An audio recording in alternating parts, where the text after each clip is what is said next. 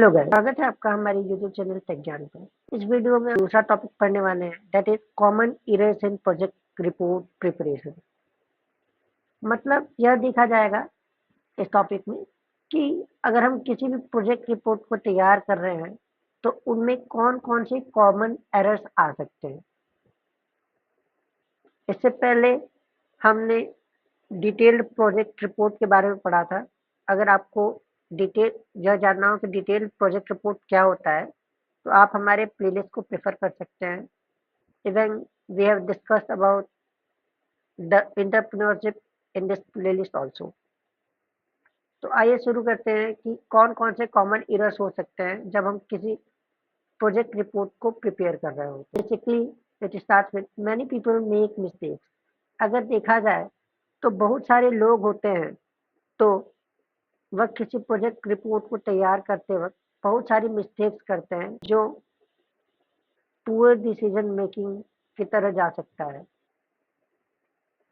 which can decrease and also affect and cause errors on our business and will not make the entrepreneurs proud।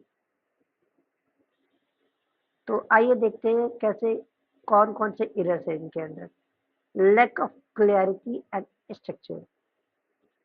अगर हम कोई भी project report तैयार कर रहे हैं, अगर वह एक वेल ऑर्गेनाइज स्ट्रक्चर्ड में ना हो तो it can create an error making it difficult to understand. मतलब देखा जाए तो अगर हम कोई प्रोजेक्ट रिपोर्ट तैयार कर रहे हैं और उसमें जो भी हम डेटा ऑर्गेनाइज वे में ना रखें तो ऐसा भी हो सकता है कि जो हमारे इन्वेस्टर्स हो उनको प्रोजेक्ट रिपोर्ट समझ में ही ना आए। That can even cause a difficulty, important sections are missing or not properly linked। ऐसा भी हो सकता है कि अगर हम कोई प्रोजेक्ट रिपोर्ट क्रिएट कर रहे हो तो उसके बहुत सारे इम्पोर्टेंट सेक्शन गायब हो या प्रॉपरली लिंक्ड ना हो, तो इसके थ्रू लैक ऑफ क्लैरिटी मिलता है वो होगी। और जो हमारा प्रोजेक्ट रिपोर्ट है बेसिकली जो एंटरप्रेन्योर्स को समझ में आना चाहिए, कस्टमर्स की नीड्स को फुलफिल करने के लिए बनाया जाता है। उसमें कस्टमर्स की रिक्वायरमेंट्स होती हैं। अगर वह एक वेल स्ट्रक्चर्ड मैनर में नहीं होगा और उसका डाटा कैसे भी अगर देखा जाए तो किसी भी अनसिंक्रोनाइज्ड और वे में अगर अरेंज हो, तो अगर डेटा एक साथ अगर लिंक्ड ना हो तो उसको अंडरस्टैंड करना भी डिफिकल्ट होगा और उसमें बहुत सारी ऐसे ऐसी भी जानकारी हो सकती है जो कि अच्छे अच्छे जानकार भी ना समझ पाए।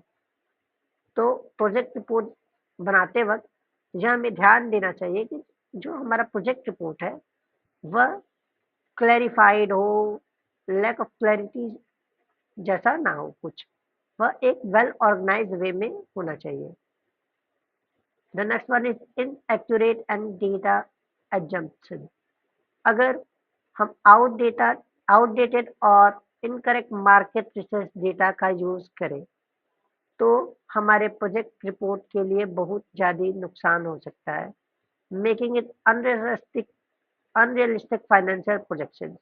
मतलब अगर हम किसी इनएक्यूरेट डेटा का यूज करें किसी भी प्रोजेक्ट रिपोर्ट को बनाने में और कुछ अनरियलिस्टिक एजम्पशन कर लें तो हमारे प्रोजेक्ट के कॉस्ट और फाइनेंशियल फिजिबिलिटीज के ऊपर वह एक बहुत निगेटिव इम्पैक्ट डालेगा, जिससे हमारा प्रोजेक्ट हमारे लिए ही एक संकट खड़ा कर सकता है। Even our business will collapse and entrepreneurship can be affected and that will cause a negative impact on our customers as well as our business। So हमें इन सब का ध्यान देना चाहिए कि हम किसी अनरियलिस्टिक डेटा के ऊपर तो प्रोजेक्ट नहीं बना रहे हैं और जो हम मार्केट रिसर्च किए हैं वह डेटा कहीं आउटडेटेड तो नहीं हो गया। The next is ignoring risk and contingency planning. मतलब इसमें basically identifying potential risks such as economic downturns, competitions or technical failures. Basically ये हम अलग अलग रिस्क को एनालाइज करते हैं इसके अंदर और यह देखते हैं कि अगर कोई फाइनेंशियल या इकोनॉमिक आपदा अगर आ गई तो हमारे बिजनेस के ऊपर क्या इम्पैक्ट पड़ेगा।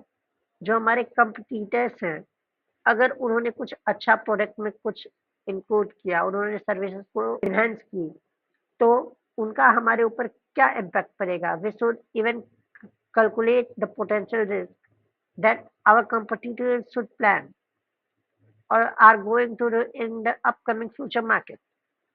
उसके अलावा अलग अलग प्रकार के जो टेक्निकल फेलियर्स होते हैं हमारे मशीन्स या इक्विपमेंट्स में, उनको भी एज अ पोटेंशियल रिस्क हमको लेके चलना चाहिए। उसके अलावा lack of backup plan for unforeseen challenges, मतलब कुछ ऐसे चैलेंजेस जिनको देखा ही नहीं गया हो, तो उनके लिए एक बैकअप प्लान पहले से तैयार करके रहना चाहिए, जिससे कि हम अगर कोई ऐसी भी चुनौती हमें हमारे प्रोजेक्ट के लिए आए, तो हम उसका सामना कर सकें और हमारे बिजनेस को कोई हार्मफुल इम्पैक्ट ना पड़े उस किसी भी चैलेंज का। The next one is poor financial analysis. अगर हम किसी प्रोजेक्ट का कॉस्ट को प्रेडिक्ट कर रहे हैं, तो उसके टाइम भी हमें ओवर एस्टिमेटिंग रेवेन्यू और अंडर एस्टिमेटिंग कॉस्ट नहीं रखना चाहिए। मतलब देखा जाए तो अगर हम किसी भी प्रोजेक्ट का कॉस्ट अगर एनालाइज कर रहे हैं, तो ऐसा ना हो कि जो हमारा प्रोजेक्ट है उस उसकी कॉस्ट हम अत्यधिक बता दें या जो उससे मिलने वाला रेवेन्यू है वो अधिक बता दें, या ये हो सके कि जो हम अपना प्रोजेक्ट है उसकी कॉस्ट कम बताएं और उस पे जो लागत आने वाली है वो ज़्यादा हो। तो ऐसे हमारे प्रोजेक्ट को it will have a negative impact और हम कुछ एनालाइज नहीं कर पाएंगे, जिससे हमारे इन्वेस्टर्स को बहुत नुकसान उठाना पड़ सकता है, जिससे हमारा बिजनेस कोलैप्स हो जाएगा। नेक्स्ट इज इग्नोरिंग की फाइनेंशियल रेशियोज। बेसिकली हम कुछ फाइनेंशियल रेशियोज हैं उनको इग्नोर नहीं कर सकते, जैसे कि ROI, break even analysis and cash flow projection. The next is neglecting legal and regulatory requirements. Basically हम किसी प्रोजेक्ट रिपोर्ट को तैयार करते वक्त किसी भी लीगल या रेगुलेटरी इंफॉर्मेशन को नहीं नेग्लेक्ट कर सकते। मतलब इसमें हम include all legal documents and permits. मतलब हम किसी भी प्रोजेक्ट रिपोर्ट को अगर तैयार कर रहे हैं, तो वो हमारे जो प्रोडक्ट हैं उनसे रिलेटेड सारे लीगल डॉक्यूमेंट्स की रिक्वायरमेंट होनी चाहिए और उसमें जितनी भी लीगल डॉक्यूमेंट्स की नेसेसिटीज़ हैं और जितने भी परमिट्स रिक्वायर्ड हैं, उनकी सारी रिपोर्ट हमें अपने प्रोजेक्ट रिपोर्ट के साथ रखना चाहिए, जो कई बार नेग्लेक्ट कर दिया जाता है। That is even a common error in the project report, not complying with government norms and leading to project delay.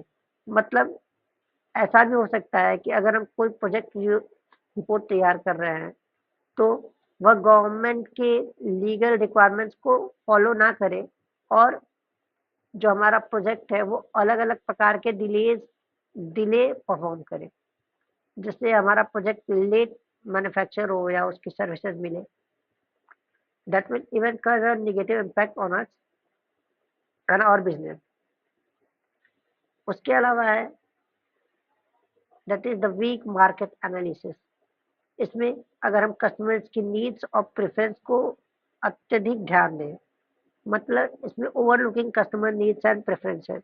अगर कोई हमारा कस्टमर है, तो हम किसी स्पेसिफिक कस्टमर की नीड्स या प्रेफरेंसेस को अगर हम ओवरलुक करने लगे, तो हमारे प्रोजेक्ट में बहुत सारे फाइनेंशियल या अलग-अलग प्रकार के लीगल, नॉन लीगल और अलग प्रकार के इश्यूज क्रिएट हो सकते हैं, जैसा कि हमने देखा।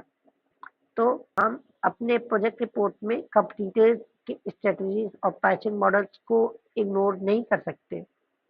अगर हम इग्नोर करते हैं अपने कस्टमर्स अपने कंपटीटर्स को, तो it will even cause a negative impact such such that our project will get collapsed in the market।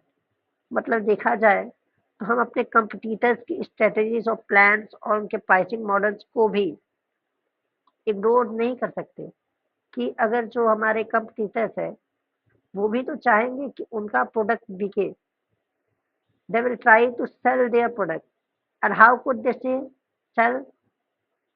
They can sell through improving them by enhancing their qualities and the product they are manufacturing। तो ये वो common errors हैं जो एक project report को तैयार करते वक्त पाए जाते हैं। उम्मीद करते हैं आपको प्रोजेक्ट रिपोर्ट के अंदर आए पाए जाने वाले कॉमन एरर्स के बारे में समझ में आया होगा।